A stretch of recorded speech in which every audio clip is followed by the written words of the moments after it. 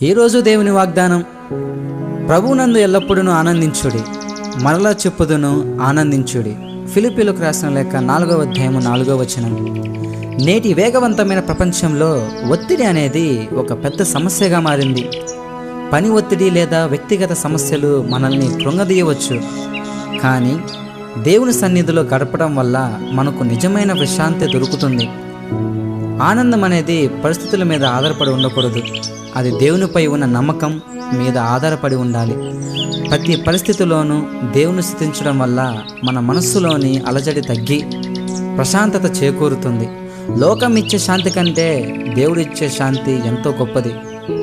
ప్రియమైన సహోదరి సహోదరులారా, ప్రార్థించుకుందాం.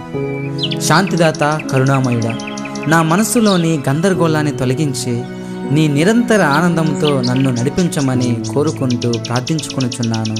ఆమేన్.